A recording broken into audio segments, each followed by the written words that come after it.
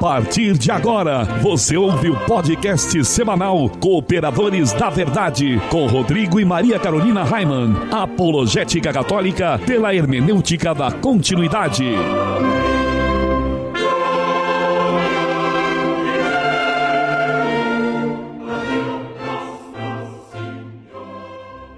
Olá, amigo ouvinte, paz e bem, aqui quem vos fala é o professor Raimann.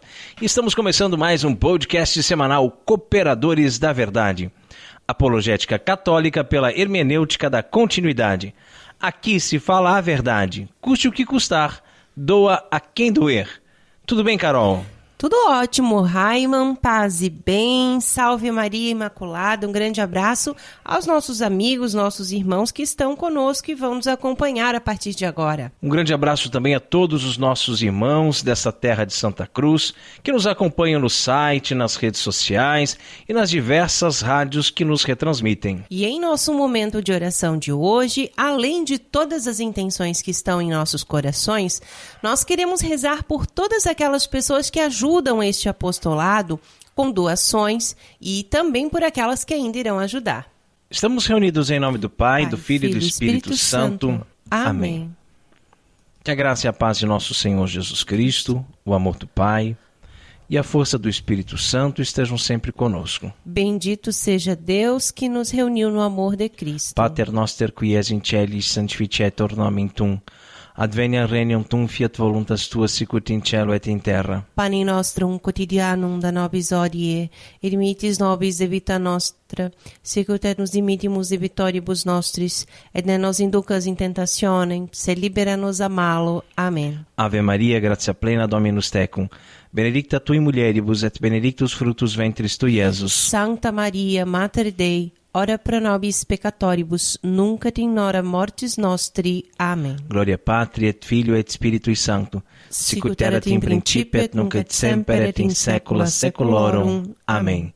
E continuamos reunidos em nome do Pai, do Filho e do Espírito Santo. Amém. E nós queremos lembrar que esse programa é transmitido atualmente por 13 rádios. E hoje um abraço especial vai para a Rádio Missionária na Fé, de Jaguarari, Bahia. Um grande abraço ao Padre Zacarias e todos os ouvintes da Rádio Missionária na Fé. E no quadro A Vida dos Santos, nós estamos estudando a vida dos papas que foram canonizados. São os Santos Papas. Nós temos o costume de chamar o Papa de Santo Padre, não é mesmo? Mas isso não significa que ele seja santo. É isso aí, Raimann. Na história da Igreja, nós já tivemos 265 papas. Francisco é o papa de número 266, mas nem metade deles foi considerado santo. Aliás, alguns muito pelo contrário, não é mesmo? No último programa, nós falamos de São Melquíades. A vida dos santos. Carol, quem foi o Santo Papa escolhido para o programa de hoje? O santo de hoje é São Silvestre I. Aquele da corrida, será? Exatamente. Conta para o povo então, Carol, um pouquinho sobre a vida de São Silvestre. Vamos lá. São Silvestre é nascido em Roma no ano de 285 e se tornou o 33º Papa da Igreja Católica no dia 31 de janeiro de 314, sucedendo São Melquíades. Foi sob o seu pontificado que o imperador romano Constantino decretou o fim da brutal perseguição contra os cristãos, que tinha marcado de sangue os primeiros séculos da Igreja. Aliás, São Silvestre foi um dos primeiros santos canonizados que não sofreram o martírio. A propósito da conversão de Constantino, a tradição narra que ele teria tido uma visão antes da Batalha da Ponte Milvio, em 312. No entanto, existe outra versão, segundo a qual o imperador teria lepra e assim que São Silvestre o batizou por imersão numa piscina, viu-se instantaneamente curado. Praticamente não existem fundamentos para esse relato alternativo, pois Constantino foi batizado no final da vida pelo bispo Eusébio de Nicomédia. Sob o papado de São Silvestre, com o estabelecimento da autoridade da Igreja, foram construídos alguns dos primeiros grandes monumentos cristãos, como a Igreja do Santo Sepulcro, em Jerusalém, e as primitivas basílicas de São João de Latrão e de São Pedro, em Roma, além das igrejas dos Santos Apóstolos em Constantinopla. São Silvestre enviou emissários pontifícios para o representarem no Sínodo de Arles, no ano de 314, e no primeiro concílio de Nicéia, em 325, convocados ambos por Constantino. A ausência do Papa, que até hoje é motivo de debate, se deveu possivelmente a razões de saúde. São Silvestre faleceu em 31 de dezembro de 335 aos 50 anos de idade, encerrando assim um pontificado de 21 anos de duração. Longo pontificado, né? Verdade. E foi sucedido pelo brevíssimo pontificado de São Marcos Papa, que durou apenas 8 meses e meio.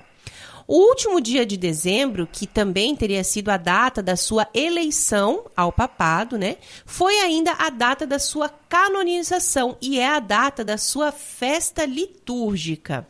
E, sim, é em homenagem ao santo que a famosa corrida de rua, que acontece todos os anos em São Paulo, leva o nome de Corrida de São Silvestre.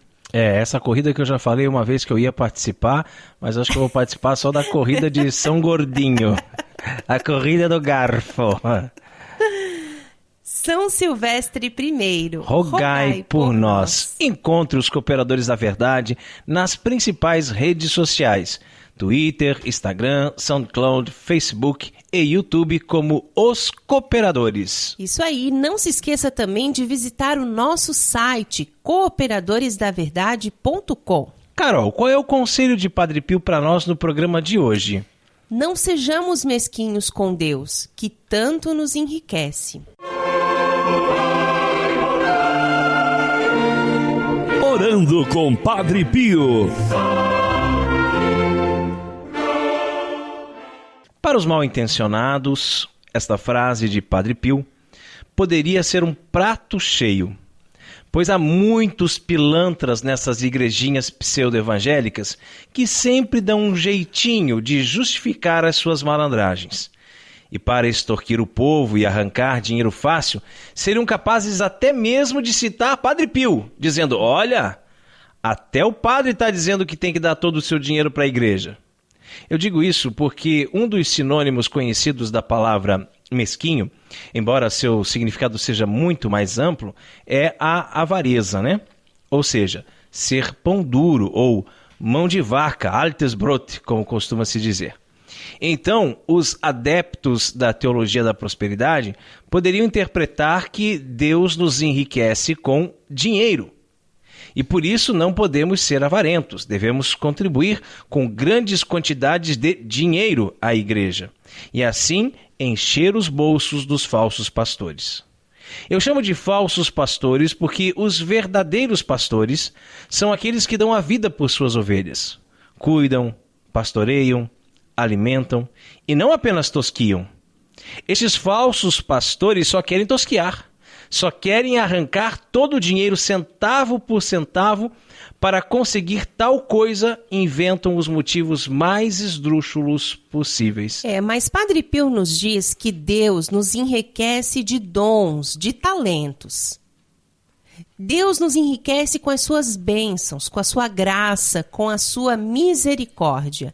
Deus nos enriquece com os sacramentos que nos dão a certeza da vida eterna.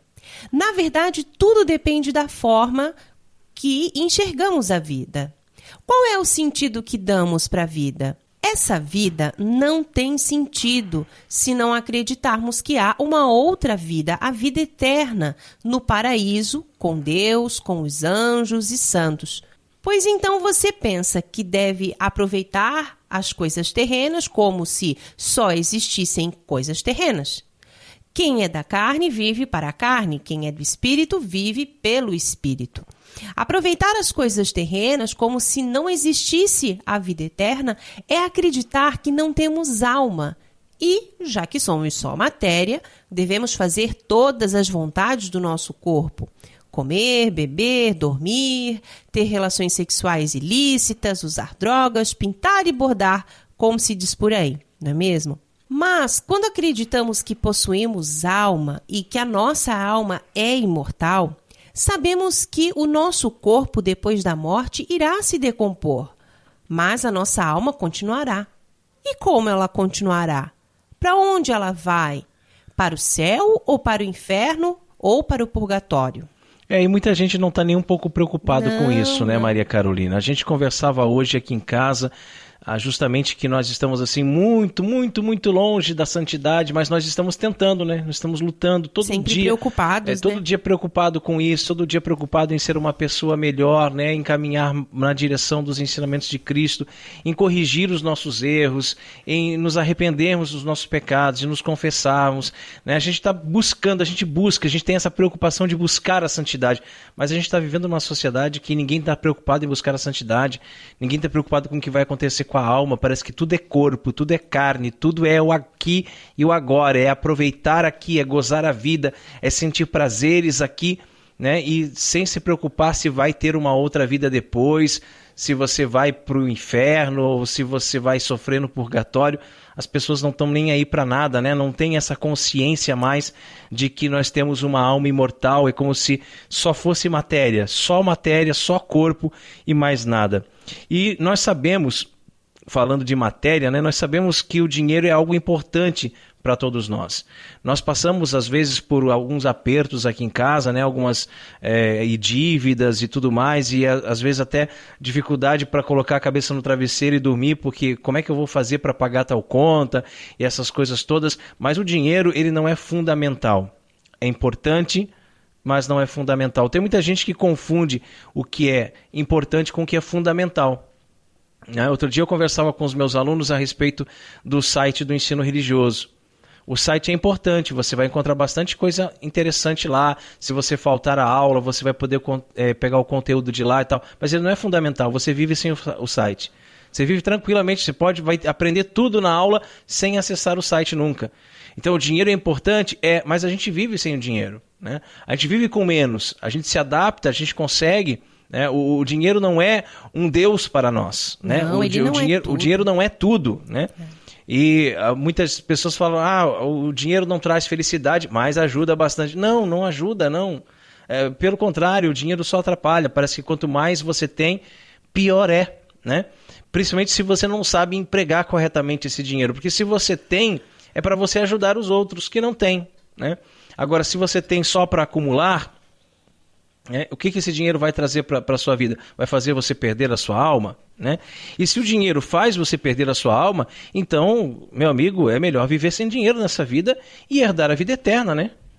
Francisco de Assis, ele era rico, filho de um rico comerciante de tecidos, mas preferiu abraçar a senhora dama pobreza, como ele chamava, para assim melhor servir a Deus. Mas aqueles que colocam toda a sua confiança no dinheiro, e para obter cada vez mais e mais enganam os irmãos, e hoje nós conversávamos aqui também sobre um caso de um roubo que teve aqui dentro do condomínio, né? Um vizinho roubou a bicicleta de outro vizinho, né? Aí primeiro você pensa assim, como é que eu vou viver tranquilo aqui, sabendo que tem um ladrão entre nós, né? Sim, que tem um ladrão no condomínio. E segundo, como é que pode as pessoas roubarem assim na cara dura, em plena luz do dia, sabe que está sendo filmado, sabe que vai ser descoberto, mas rouba, porque parece que é tão importante ter, né? É tão importante adquirir coisas, né? Eu não sei, é uma mentalidade assim tão materialista que a gente não consegue nem digerir certas coisas, né? E é muito triste também, né? Porque a gente pensa nessa questão do dinheiro, do ter, do poder, do se apossar das coisas dos outros, mas da mesma forma são os vícios, né, meu bem? Da mesma forma são os vícios. Se você se deixa, né, se entrega aos prazeres, se deixa levar... cada vez mais você vai buscar mais e mais e mais. E, na verdade, aquela sua sede nunca vai ser saciada. Não, nunca vai, né? porque a nossa sede só sacia-se em Deus, né? Nós nascemos para Deus, nós nascemos para buscar a Deus. Como diz Santo Agostinho, não vamos sossegar enquanto não repousarmos, né, no coração de Deus. E aí essas pessoas que roubam, que mentem, que enganam, que extorquem, que, né, querem juros absurdos sobre as coisas, querem passar a perna nos outros só por causa do dinheiro, eles certamente terão como fim a condenação eterna. E a gente tenta tanto salvar almas, né? O nosso objetivo é esse, né? Cooperadores da verdade, cooperar com a verdade, levar a palavra de Deus, levar a salvação para as pessoas. Mas sabe que tem hora que dá vontade de você sentar assim no meio de um gramado verde que não tem fim e começar a chorar? Porque a gente percebe assim que está tão difícil, as pessoas estão tão conturbadas, tão fora da... confusas tão longe mesmo, de né? Deus, tão longe, que você vai falar alguma coisa e a pessoa te dá como resposta, mas eu não acredito em Deus. Mas como assim não acredita em Deus? Né? Como assim? Você fica desolado, né? E nós não podemos ser mesquinhos com Deus, né? E não ser mesquinhos com Deus, ser generosos com Deus, não é apenas contribuir financeiramente, né? Quando o Padre Pio diz para não ser mesquinho com Deus, ele não está falando para contribuir financeiramente. É claro que é importante, sim, ajudar a igreja em suas necessidades. É até um dos mandamentos. Um dos mandamentos da igreja. Um dos 5 mandamentos da igreja, né? Que você ajude, né, a igreja dentro em suas necessidades.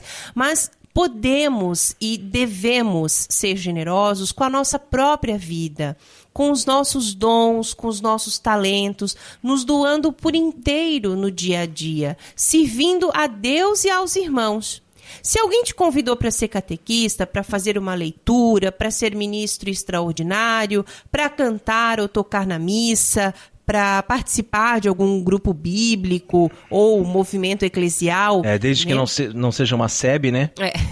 Mas assim, de ações sociais, né, que ajudam os pobres, enfim.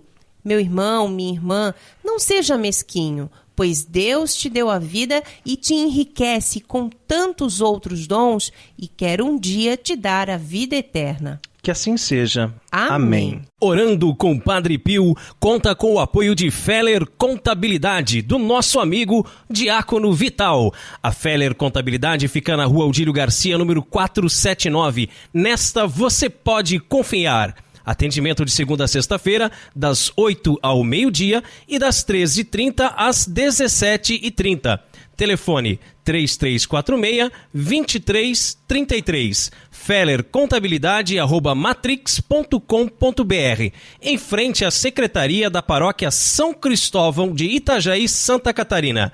Feller Contabilidade, a sua empresa nas mãos certas.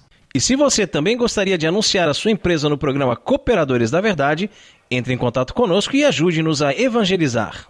Chegou a hora de mergulharmos nas fontes franciscanas. Devemos aprender a elogiar.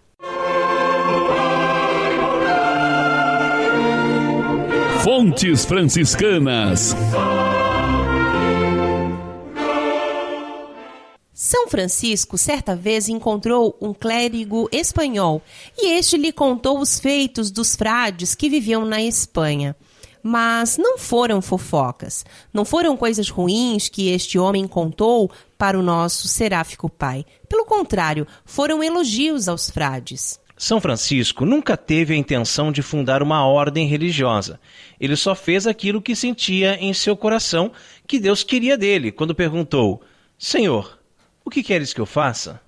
Senhor, o que queres de mim?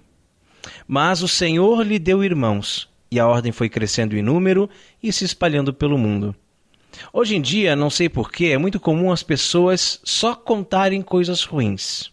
Dificilmente alguém te procura para te elogiar ou para contar alguma coisa boa sobre outras pessoas.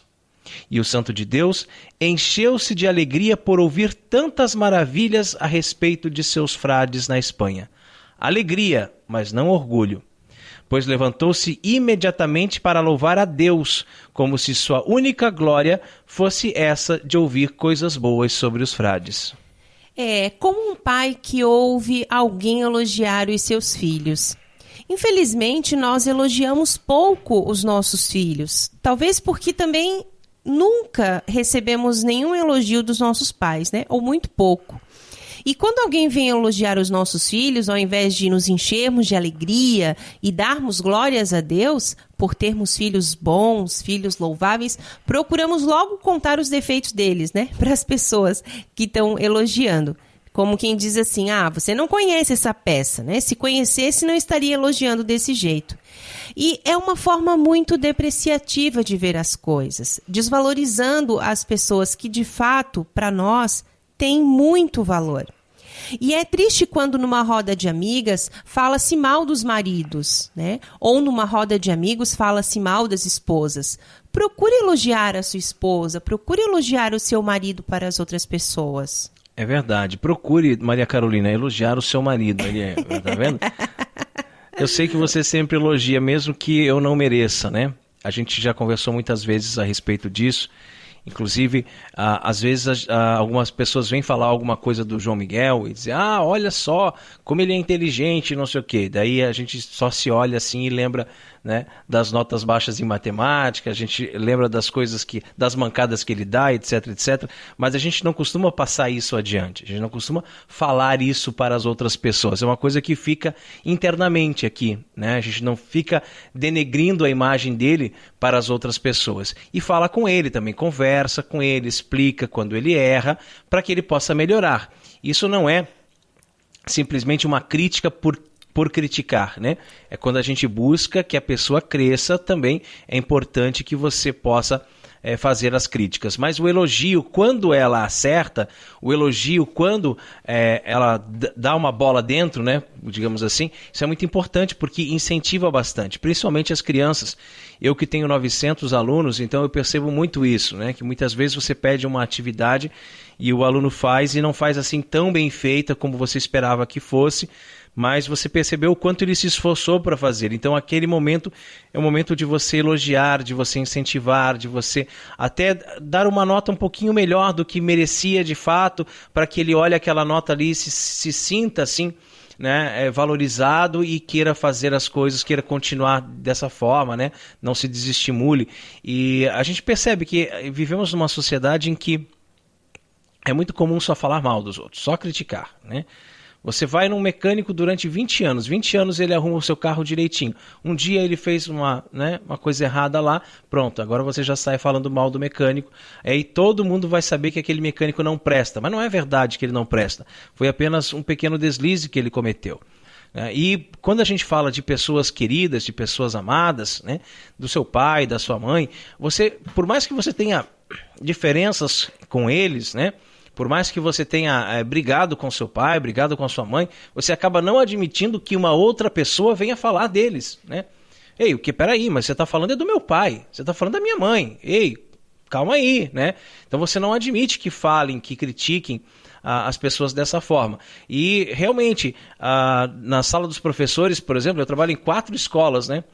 E na sala dos professores a gente escuta muito as professoras falando mal dos maridos, né?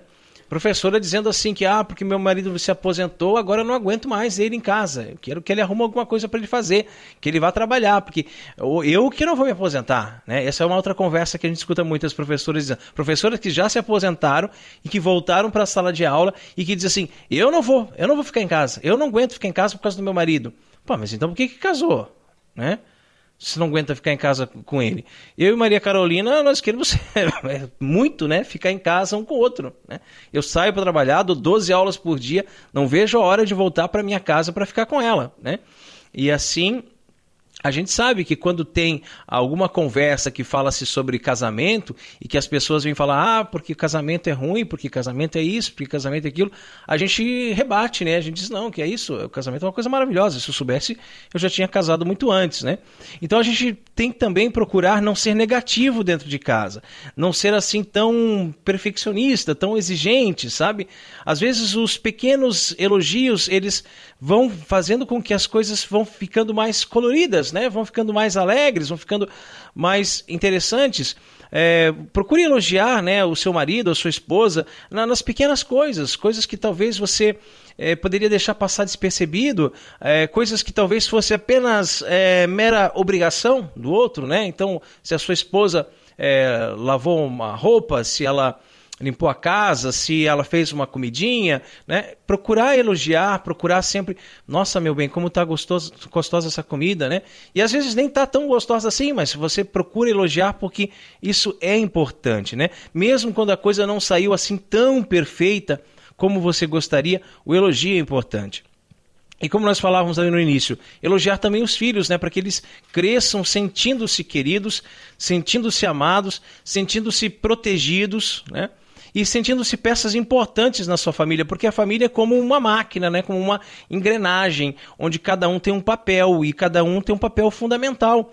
Se você só critica, você só destrói tudo o que tentam construir com tanta dificuldade, né?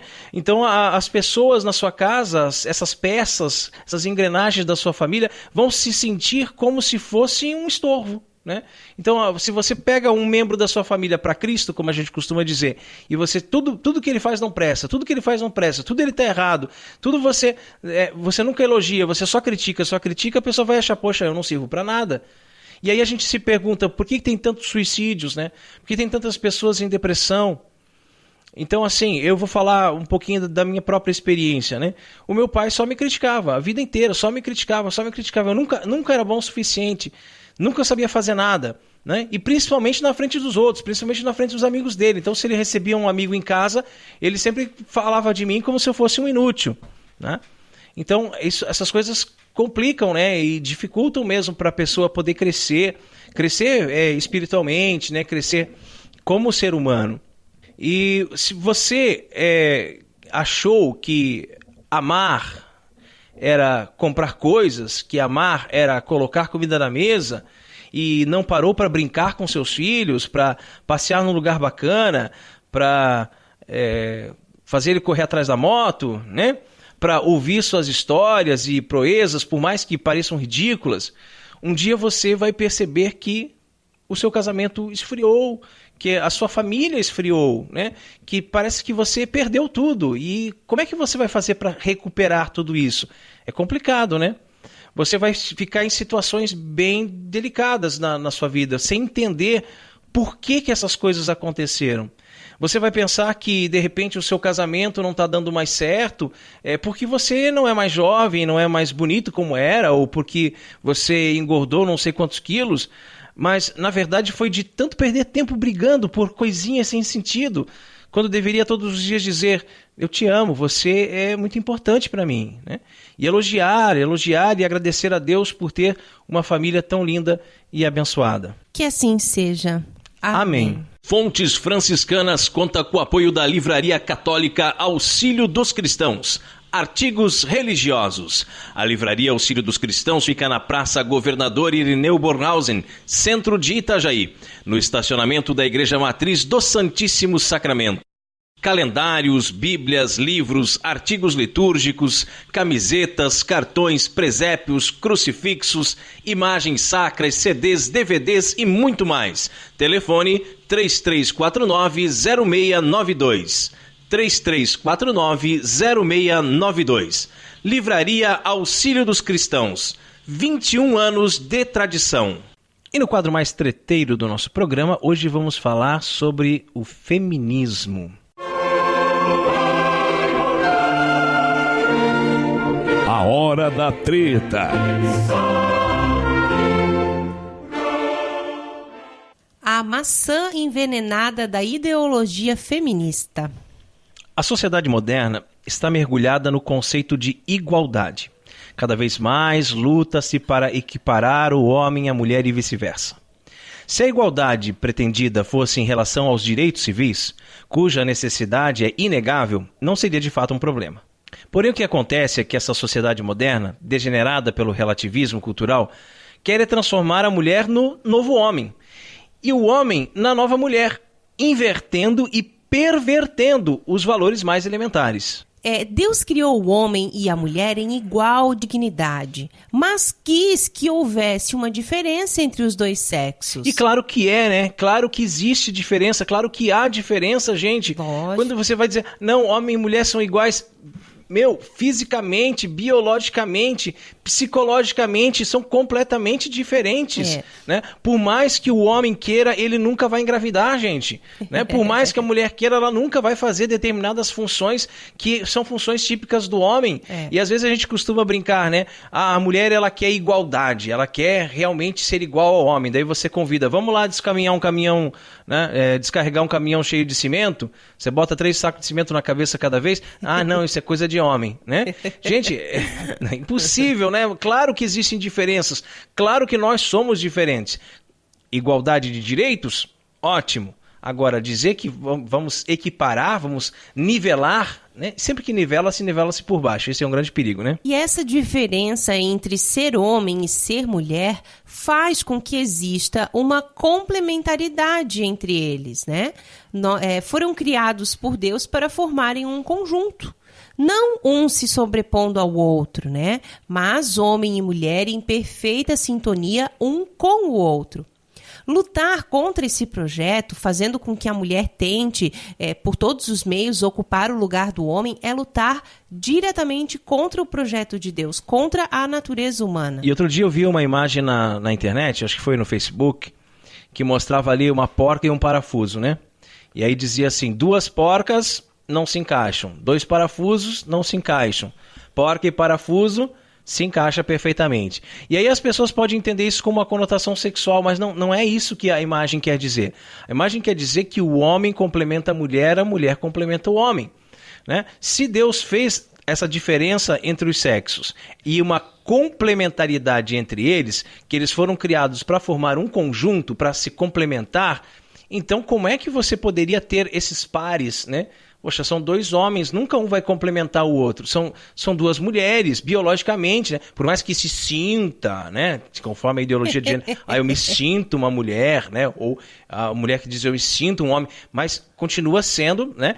2 sexos iguais, e 2 sexos iguais não vai ter essa complementariedade. Então, é a questão dos dons, é a questão dos talentos que nós falávamos agora há pouco, né? Cada um recebe talentos de Deus. Cada um recebe dons e esses dons têm que ser colocados a serviço. Um vai ajudando o outro. E no casal é a mesma coisa. E porque Deus quis dessa forma. Deus fez homem e mulher e viu que era bom, né? E a liberação sexual promovida pelos métodos anticoncepcionais, longe de trazer a sensação de igualdade entre o homem e a mulher, transformou a mulher numa máquina de prazer. Pois agora ela sabe que pode ter uma vida sexual ativa sem a consequente gravidez. Não precisa ter compromisso com o parceiro, não precisa sentir-se segura ou amado, né? Ou amada. É um ledo engano, né? O que se vê são cada vez mais mulheres frustradas, depressivas, olhando para trás e percebendo que estão vazias, correndo contra o tempo para manterem-se jovens, pois nada mais têm a oferecer que não o invólucro. A liberdade da mulher, na verdade, transformou-se numa prisão, né, para ela mesma. Hoje, elas se veem presas a esses estereótipos ditados pela agenda feminista, cujo maior objetivo é destruir a essência da mulher, igualando-a ao homem. E eu fico tão assim abismada que as mulheres não percebam isso, sabe?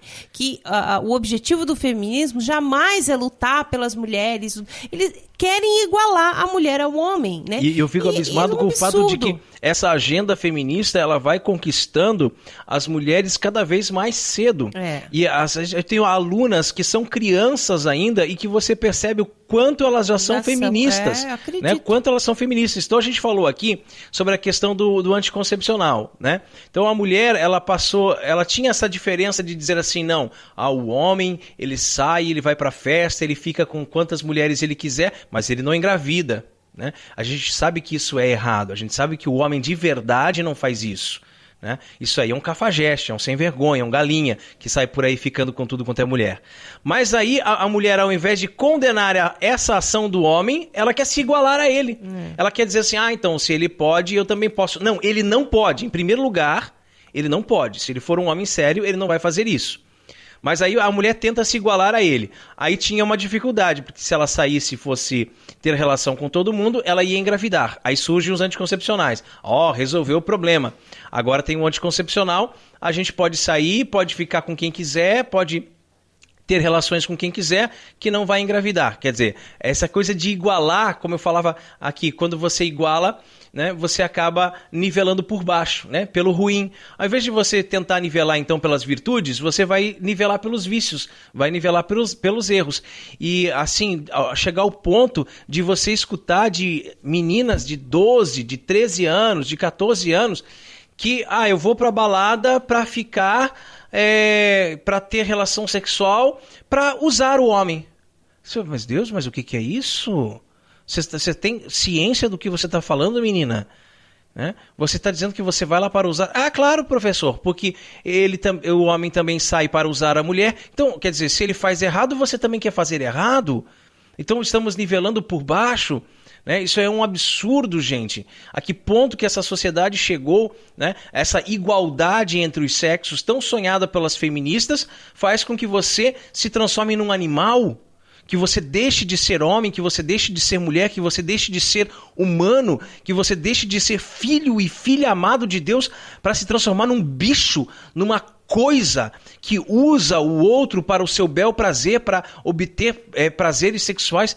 Isso é horrível. Eu fico assim, chocado, Maria Carolina, chocado com essas coisas. É verdade. E a agenda feminista, ela quer transformar, né, os úteros das mulheres em lugares estéreis, né?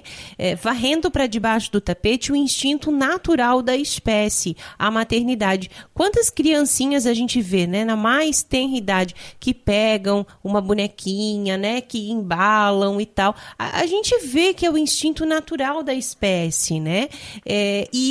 Portanto, urge que cada mulher que foi criada à semelhança de Deus também, ela recupere o seu lugar na criação, né? Que a mulher seja mulher em toda a sua plenitude. Mas então, Maria Carolina, você falava que a menina, quando ela pega uma boneca, ela tem esse instinto materno, né? Ela acolhe, claro, ela embala, tem, né? Ela se preocupa, ela diz, ela tá com fome, isso, né? É muito nítido. Ela tá com sono. Porque eu sou mãe de menino. E o menino, cara, eu vejo o Miguel desde bebezinho. Era alienígena, e chuta, e joga, e não e tá, espada, sabe? e laser, e espaçonave, eu vejo desde guerra. muito pequenininho ele já é assim. Mas as menininhas, né? Não, as meninas não, elas já pegam. Quando ele joga uma coisa contra a parede, a menina vai lá juntar, vai, né? Então, se isso é o natural, né? Se isso é o natural, esse instinto materno vem desde claro que a menina nasce, então por que ali nos 13, 14 anos ela perde?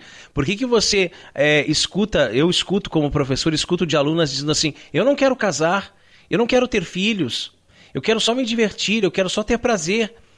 Então, onde é que se perdeu? Se perdeu nessa bendita agenda feminista, né? Que está nos meios de comunicação, que está nas redes sociais, que está em tudo quanto é lugar, que já faz a cabeça delas desde novinhas. E tem algumas que já têm assim já são militantes, por assim dizer, já são militantes do feminismo. E é de conhecimento público a pressão que a ONU e outras instituições, como a instituição Ford, Rockefeller, MacArthur e etc., fazem para legalizar o aborto em países subdesenvolvidos. Nós falamos bastante sobre isso aqui naquele programa com o Tiba, né? Com a participação do Tiba Camargo. Então, se você não ouviu, procura lá no nosso SoundCloud o programa com o Tiba. A gente fala bastante sobre essa questão do financiamento de várias instituições internacionais para a legalização do aborto, né? Em vários países, inclusive aqui no Brasil. E os motivos para essa insistente militância são diversos. E levaria muito tempo aqui para explicá-los. Ainda bem que o Tiba explicou bastante sobre isso aquele dia lá no programa, né? Por ora, basta saber que, quase como em todo tipo de negócio, a legalização do aborto envolve luta pelo poder e muito, muito dinheiro. Então, como, por exemplo, a lucrativa indústria fundada pela Federação Internacional de Planejamento Familiar, com direito à venda de fetos abortados e outras monstruosidades. E por que nós estamos retomando essa questão do aborto? Porque é uma das bandeiras do feminismo. Né? Meu corpo, minhas regras, tirem os seus rosários dos meus ovários, né? Querem que a igreja saia pela tangente, que a igreja não se meta na questão do aborto, elas querem ter o direito de abortar a hora que elas quiserem, e nós falávamos agora há pouco, os anticoncepcionais agora não engravida, mas se engravidar, tem pílula do dia seguinte, se a pílula do dia seguinte não resolver, aborta. aborta. Né? Porque a criança vai ser um empecilho na sua vida, vai impedir você de viver essa agenda feminista, vai impedir você de ter a sua liberdade, entre aspas, de você fazer o que quiser. E se o aborto não é legalizado, se você tiver o filho, daqui a pouco a gente vai ver um infanticídio, a gente vai ver mulheres matando os seus filhos logo que nasçam, né? Ou com 2 meses, com 5 meses, com 1 ano, a hora que achar que o filho está incomodando, que não está contribuindo para o tipo de vida promíscua que ela quer levar, vai simplesmente se livrar dessa criança. É uma tristeza, né? E aqui no Brasil, sabe-se que a Fundação MacArthur investiu milhões durante mais de 30 anos para aprovar o aborto em nossa legislação. Tais esforços, porém, não surtiram o efeito esperado justamente porque a população, apesar de toda a atuação da mídia no sentido contrário, mantém-se ainda firme no respeito ao nascituro. Mudar essa realidade de fato requer mais do que propaganda. O ser humano ele está naturalmente inclinado à preservação da própria espécie, né? Assim como os outros animais, e nem os inúmeros vícios de que padece a sociedade brasileira são capazes de extinguir esse instinto, né, tão forte de empatia e autopreservação. E não espanta que as feministas estejam agora dedicadas a descaracterizar essa sensibilidade natural, acusando-a de ser machista, retrógrada, hipócrita, entre outros rótulos infames. Não é verdade, porém, que sejamos contra o aborto porque não nos importamos com a mulher. Ao contrário do que sugere a cineasta Petra Costa, somos contrários ao aborto porque sabemos do valor da vida humana, seja em relação à mulher, seja em relação ao bebê. Uma mulher católica, não feminista, fundou a Pastoral da Criança, a qual presta apoio a muitas famílias carentes, enquanto as autoproclamadas vadias fingem defender a causa feminina com pichações na Catedral da Sé. E nem precisamos falar das tantas obras de caridade, orfanatos, hospitais, como os de Irmã Dulce, por exemplo, cujo serviço prestado à sociedade ajuda precisamente a suprir as lacunas deixadas pela ineficiência do Estado, para fazer corar de vergonha qualquer um que se atreva a atacar os cristãos. É uma afronta, além de uma grande calúnia, responsabilizar a igreja pelos males sofridos pela mulher. E essa cineasta, diretora de Meu Corpo, Minhas Regras, né, também se diz surpreendida com a reação agressiva dos que assistiram ao vídeo. Mesmo sem endossar os comentários mais ofensivos, nós precisamos perguntar: como não sentir indignação quando um grupo de artistas, né, os quais novela após novela representam papéis que reforçam o desrespeito à dignidade da mulher, esses artistas decidem juntar-se para supostamente combater esse mesmo desrespeito, promovendo o aborto mais ou menos dessa maneira: mulher, se você acha que deve matar o seu filho no ventre, mate-o. Ainda segundo a cineasta, a questão do aborto é sensível ou tabu em diversas crenças. Vejam, ela quer falar de tabus. Vamos começar então pelo financiamento internacional das campanhas pró-aborto. Se as feministas estão tão preocupadas com a saúde pública, por que odeiam tanto a ideia de uma CPI do aborto? Vamos falar ainda dos falsos números de abortos clandestinos divulgados pelas ONGs a fim de alarmar a população. Ou você acha mesmo que em um ano 30 mil mulheres querem abortar, mas não podem porque é proibido? E no outro, apenas 7 mil procuram o procedimento porque foi legalizado? Mulheres são vítimas de violência sexual e doméstica, não são? Isso é verdade. Né? Infelizmente é verdade. Elas devem lutar por respeito e dignidade? Sim, nós estamos de acordo. O aborto resolverá esses problemas? Claro que não, né, gente? Isso é uma mentira, né? Mentira. Curiosamente, o discurso feminista resume todo o drama das mulheres, como exploração, violência e preconceito, à defesa intransigente da legalização do aborto. Como se isso fosse provocar uma diminuição dos casos de estupro, né? Como se a legalização do aborto aumentasse os salários, né? Fosse promover o aumento de salários, mais participação feminina em cargos políticos e por aí vai, né? Trata-se de uma associação ridícula, sem qualquer base na realidade. E demoníaca, né? É verdade, satânico mesmo. E pelo contrário, nós temos razões suficientes para afirmar que uma possível legalização do aborto apenas aumentaria a opressão sobre a mulher. Né? Notem, é conveniente para um namorado covarde e irresponsável ou para sua família, né, forçar a namorada a interromper a gravidez indesejada. E é o que já vemos acontecer, né, em grande parte dos casos, né? E isso se torna ainda mais fácil com o chamado aborto legal. Né? Na prática, o aborto se tornaria mais um método anticoncepcional, como já acontece em outros países. Né? Onde é que está a libertação, digamos assim? E eu penso que imagina se o aborto é legalizado, além das mulheres terem essa vontade, digamos assim, se é que alguma mãe realmente tem essa vontade de abortar o seu filho, com certeza isso aumentaria também a pressão em volta dela, né? A mulher foi vítima de um estupro, então a família toda fica horrorizada, a família toda acha que ela deve abortar e por aí vai, né? Vamos falar de contos de fada então, Maria Carolina? Branca de Neve, Cinderela, A Pequena Sereia, Rapunzel, A Bela Adormecida, são histórias que povoam há séculos a imaginação das meninas, né?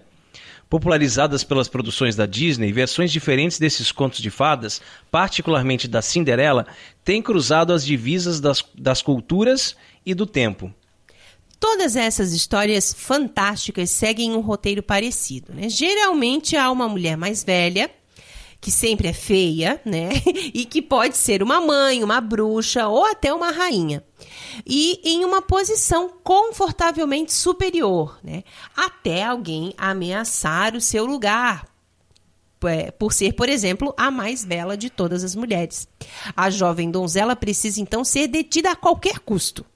A partir disso, os contos de fadas se desenrolam rumo a um desfecho comum. As coisas não se dão bem para a bruxa má e a jovem donzela e o seu príncipe vivem felizes para sempre. Há muitas lições que podem ser extraídas desses contos de fadas, mas a primeira delas diz respeito ao vício atemporal da inveja. Embora pareçam ser algo equivalente, ter inveja e sentir ciúmes são, na verdade, duas coisas bem diferentes uma da outra.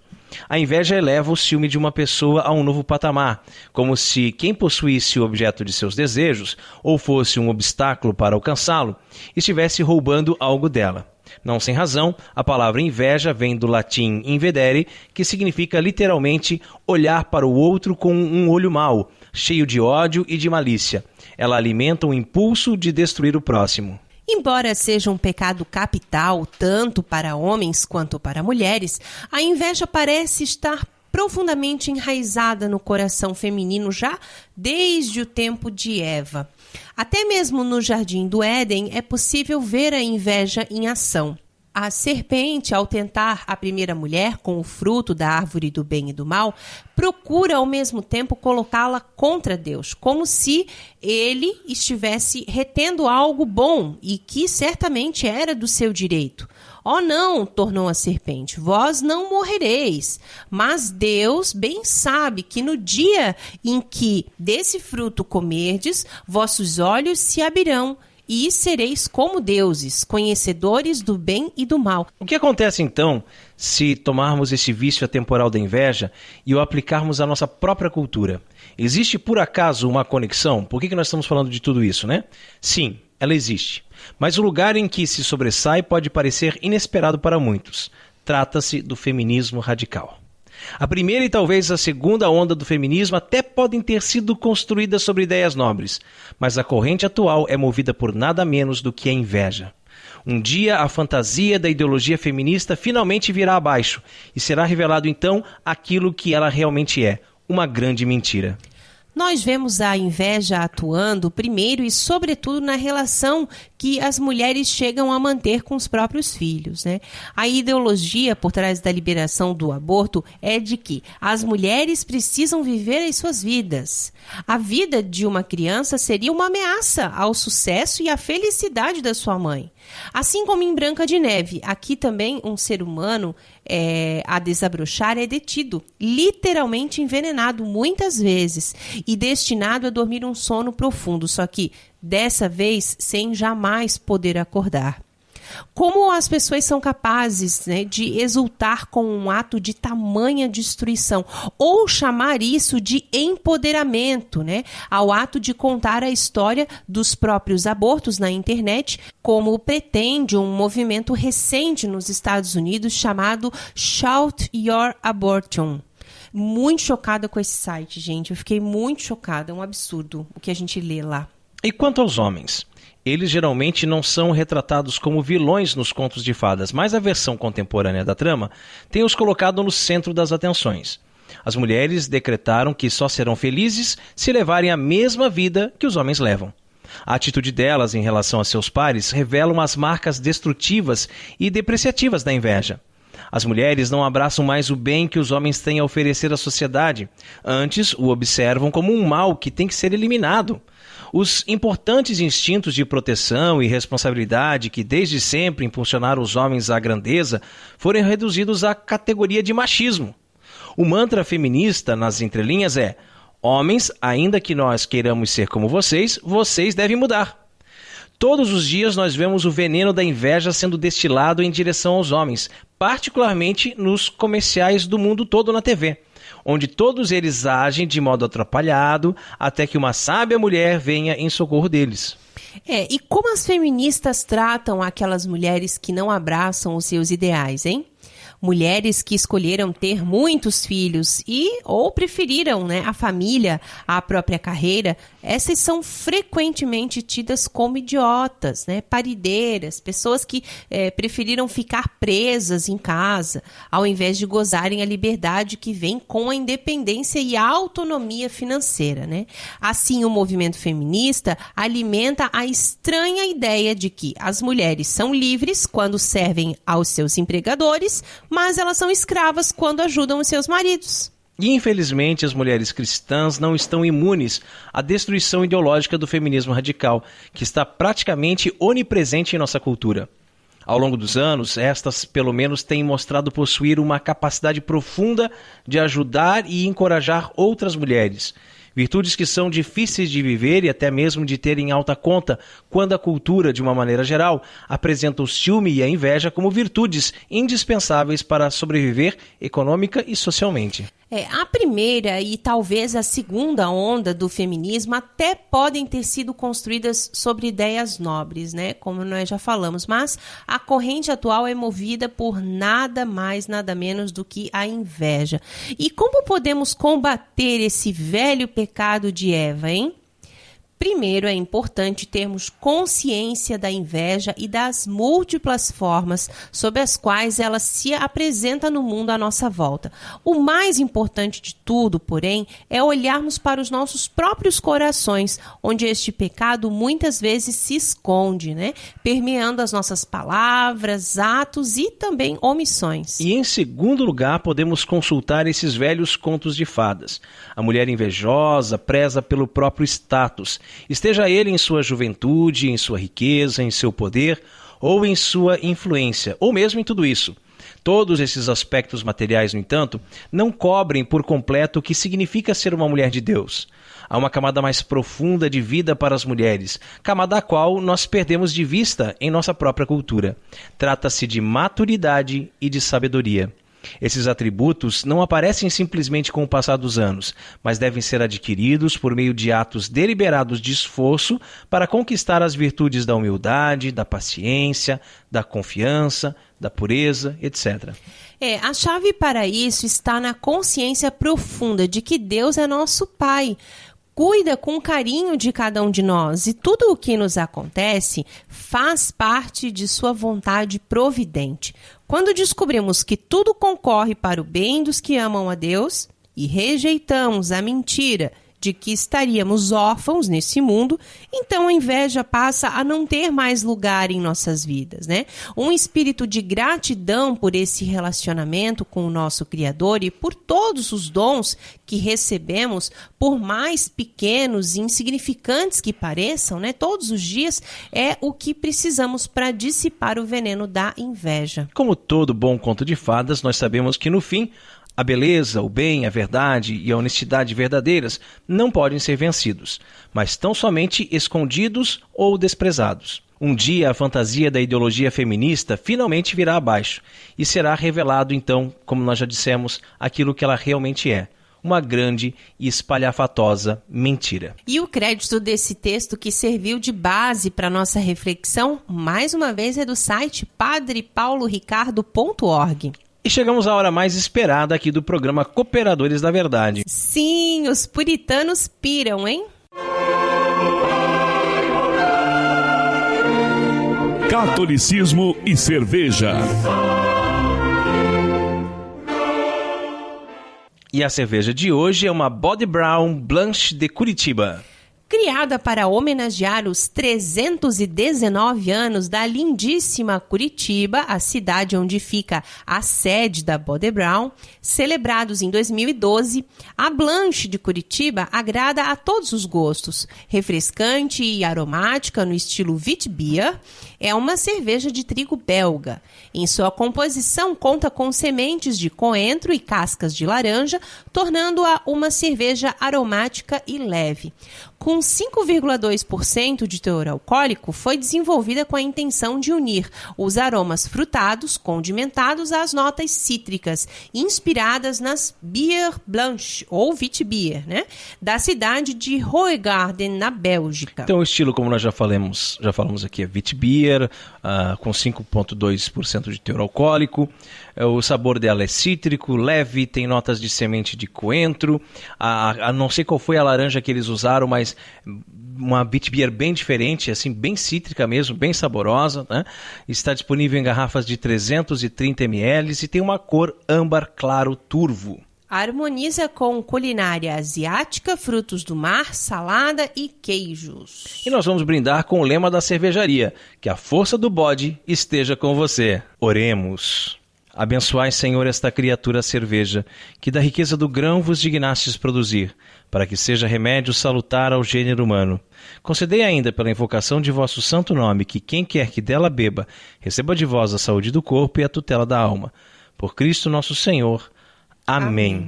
Bem clarinha, né, essa cerveja? Sim, quase não tem espuma, né? Tem pouca espuma, sim, a espuma já sumiu, né, no copo, mas ela é bem cheirosa. É. E bem saborosa. Eu achei, assim, uma das melhores Witbiers que eu já tomei, hein? É verdade, uma delícia mesmo.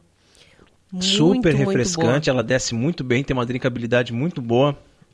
E esse cítrico dela, não sei, como eu falei anteriormente, que laranja que eles usaram aqui. Porque é realmente bem, bem saborosa. É verdade. Muito, muito, muito boa. E você que está nos ouvindo agora também sabe fazer cerveja. Quer ter a sua obra-prima degustada aqui no programa Cooperadores da Verdade e ainda ganhar uma propaganda na faixa? Entre em contato conosco. contato@cooperadoresdaverdade.com. Catolicismo e cerveja conta com o apoio da Beer House Cervejas Especiais, empório especializado em cervejas nacionais e importadas, com agradável espaço para degustação e inúmeras opções para presentes. Produtos para harmonização, copos, taças, kits e cestas e, é claro, muita cerveja. Aberto ao público de segunda a sexta, das 15 às 23 horas e aos sábados, das 10 às 22 horas.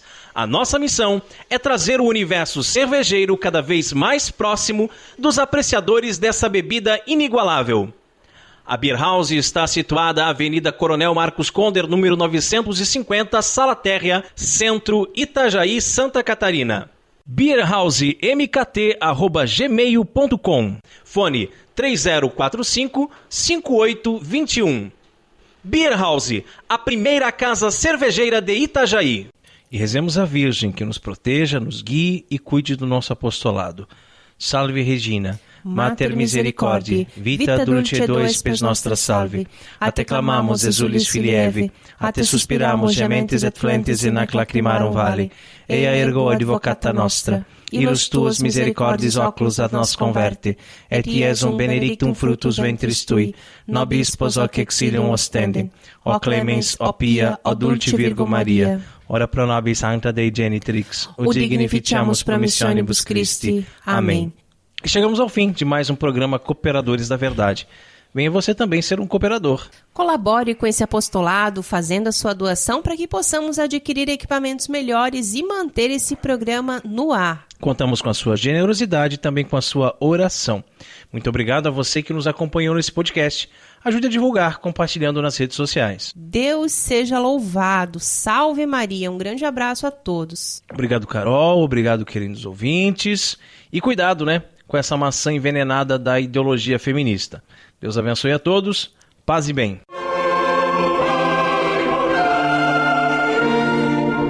Você ouviu Cooperadores da Verdade, com Rodrigo e Maria Carolina Raimann, apologética católica pela hermenêutica da continuidade.